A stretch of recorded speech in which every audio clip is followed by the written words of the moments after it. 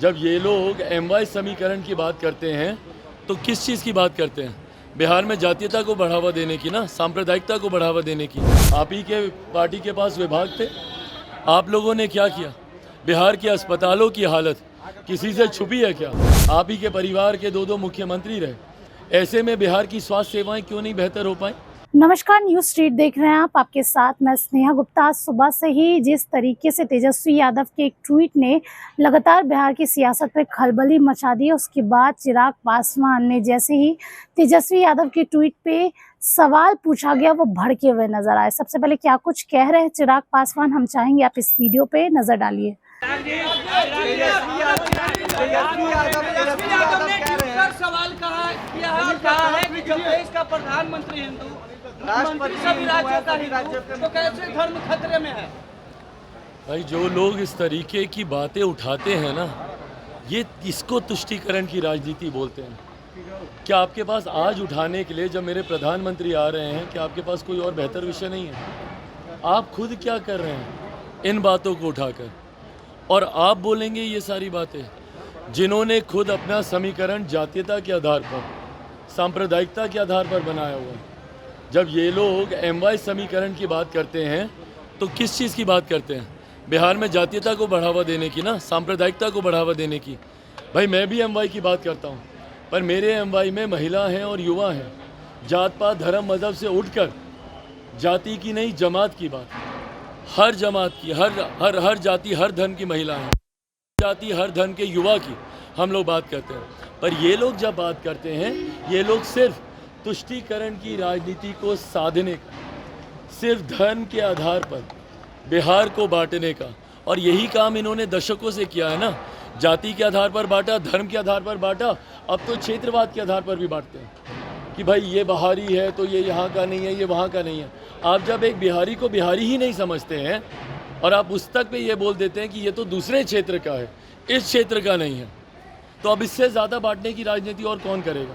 हकीकत है, पूरे चुनाव में विपक्ष के पास कोई मुद्दा नहीं है। हम लोगों को विकास के नाम पर ये लोग घेर नहीं सकते। जैसे विकास के नाम पर घेरेंगे, सीधा सामने से सवाल आएंगे। हम जिस मंच पर जाते हैं, हर मंच से हम पूछते हैं कि विकास की योजनाओं का किन किन को लाभ मिला, प्रधानमंत्री गरीब कल्याण की योजनाओं का किन किन को लाभ मिला। आप जाकर पूछिए किसी से, कितने लोगों को यहाँ पे आज की भी तारीख में 5-5 किलो राशन मिल रहा है? एक एक हाथ उठेगा। पूछिए उन लोगों से कितने लोगों को आयुष्मान योजना का लाभ मिल रहा है? एक एक हाथ उठेगा। उज्ज्वला योजना हो, ये तमाम योजनाओं का जिनको लाभ मिल रहा है, ये किसान सम्मान निधि का जिनको लाभ मिल रहा है, तो उनका विश्वास प्रधानमंत्री जी पर है।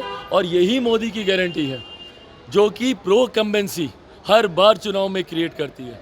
14 से बड़ी जीत 19 में, 19 से बड़ी जीत 24 में होने जा रही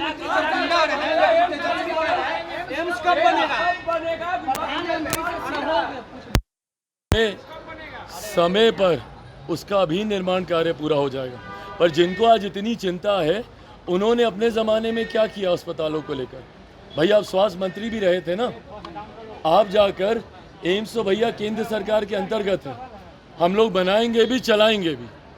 दिल्ली से लेकर पटना तक के सारे एम्स सुचारू रूप से चल रहे हैं। आप जब बिहार सरकार में आप मंत्री रहे थे, आप बताइए ना भैया, आप ही के पार्टी के पास विभाग थे, आप लोगों ने क्या किया? बिहार के अस्पतालों की हालत किसी से छुपी है क्या? आपकी राज्य में सरकार भी थी, आप ही के परिवार के दो मुख्यमंत्री रहे, ऐसे में बिहार की स्वास्थ्य सेवाएं क्यों नहीं बेहतर हो पाई? दूसरों पर उंगली उठाना बड़ा आसान होता है, पर अगर आज आप लोगों ने काम किए होते, और मैं दोनों से पूछ रहा हूँ, कांग्रेस से भी, 55 साल आपको मिले, अगर 55 साल केंद्र में आपने किया होता, 15 साल में अगर बिहार को आपने विकास की राह पर आगे लेकर गए होते, तो आज ये सवाल दूसरे से नहीं पूछने पड़ते। आज आप अपनी कामयाबियों के आधार पर आप चुनाव लड़ रहे हो।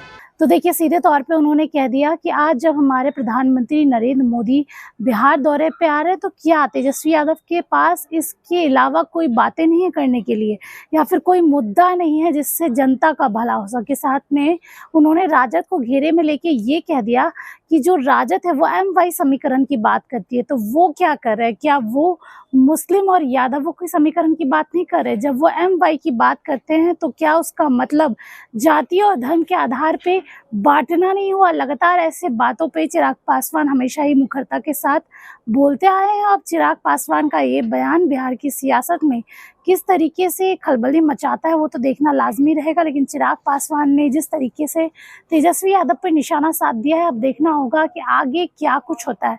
आप बने रहिए हमारे साथ, तब तक के लिए आपका बहुत बहुत शुक्रिया।